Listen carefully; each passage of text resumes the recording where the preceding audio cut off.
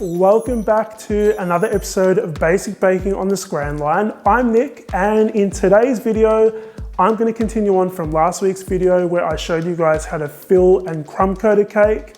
And today I'm going to show you how to add the final layer and get those perfect cake edges. So again, there are lots of different tutorials on YouTube on how to do this. I'm going to show you my way because I've been doing this for like nearly every single day for the last 5 years and it works for me. So I'm gonna let you know how I do it. Before we get stuck into actually doing the perfect edges and adding the final layer, I just wanna go through a couple of the tools we're gonna be using in this video. A cake turntable makes filling, crumb coating, and adding the final decorations of your cake really easy. I use a really heavy duty one which costs about $100. But you can get cheaper ones online which are made of plastic and they're just as good. If you do a lot of cake decorating like I do, I would definitely recommend getting one of the heavy duty ones because they don't rock.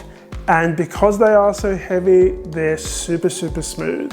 We're gonna need a grip mat to put underneath our filled and crumb coated cake just to make sure it's not slipping around on our cake turntable as we're spinning it around. These things are really cheap. They come in rolls and I've just cut mine out in a circle to fit underneath my cake board. You'll need a piping bag to add your final decorations on your cake. This is so that we can pipe our frosting onto our cake and it looks really neat. I have about 100 of these offset spatulas in my cake toolkit. If you guys want to see me do a tour or walk through all of my cake toolkit, let me know in the comments down below and I might make that into a video. But I really love my offset spatulas. They've got a slight bend to them so that your hand doesn't get in the way when you're frosting your cakes and you don't ruin your nice smooth cake edges. So I have big ones, small ones, I've got thicker ones and thinner ones, and they pretty much all do the same thing, but I use them for different things when I'm decorating. Bench scrapers or cake scrapers are probably the most important thing you're gonna need to get nice smooth edges on your cake. You can buy these at cake supply stores, you can grab them online at Amazon, they're not very expensive. You can get them in different sizes. The size that I'm using today is 20 centimeters, and this will do for most cakes, even tall cakes. Right, now that we've gone through our tools and equipment, I am so excited to take you through how to get nice, smooth cake edges and those nice crisp cake edges at the top as well. It's actually really easy. We're gonna pop our chilled cake, which has been filled and crumb coated on top of our cake board, and we are gonna be frosting our final layer of frosting around the cake. So I'm gonna start at the bottom and I'm gonna work my way up to the top. Well, once you've got that done, you wanna add some more frosting on the top of your cake. And the first thing we're gonna do is work on the top. Now, we're not gonna get the top perfect yet. We're just gonna be smoothing it out. We're going to be using my small offset spatula to do that. So you wanna spin your cake as you smoothen out the top. Again, it's not gonna look perfect. We're gonna come back to it in a sec and finish it off. The next thing you wanna do is use your bench scraper or cake scraper to go around the cake, get it nice and smooth. As you go around the cake once, you wanna scrape off the excess frosting from your bench scraper using your offset spatula. And then that way you're keeping things nice and neat. So every time you go around, you're gonna be scraping that frosting off and going around again.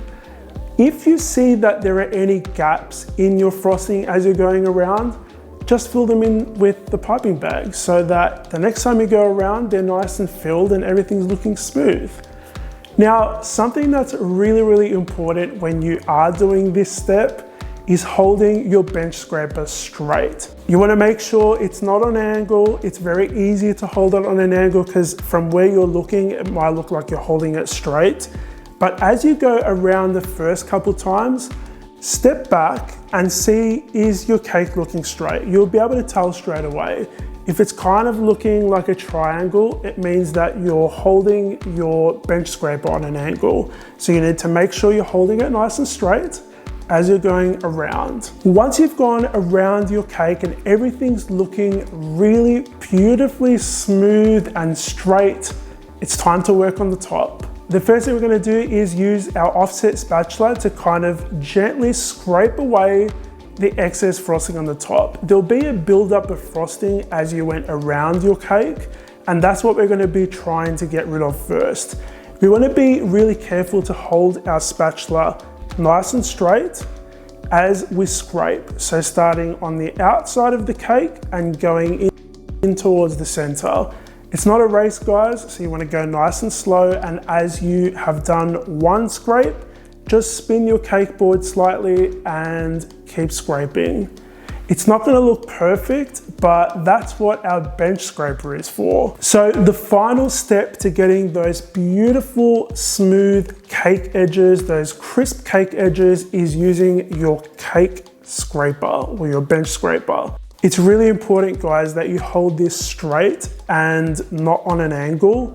You don't want to hold it downwards and scrape that way. You want to hold it at a slight angle so that your thumb is not scraping the top of the cake, and nice and straight and slow, and keep going around the cake like that until you get to the last bit. It took me a little bit of practice. It might take you guys a little bit of practice too. Don't get frustrated if it doesn't look perfect. The beauty is you can just scrape the frosting off and start again if you like, if you want to practice. But the more you do this, the better you get at it. So I hope that helped. Our cake is filled, crumb coated, and finished decorating. It's a nice plain cake and ready for you guys to add your final decorations. If you have any questions on anything I've said in this video or in my last video, please leave a comment down below. I'd love to hear from you guys. I hope you're enjoying this basic baking series. I'll see you all on the next episode of The Scran Line. Bye.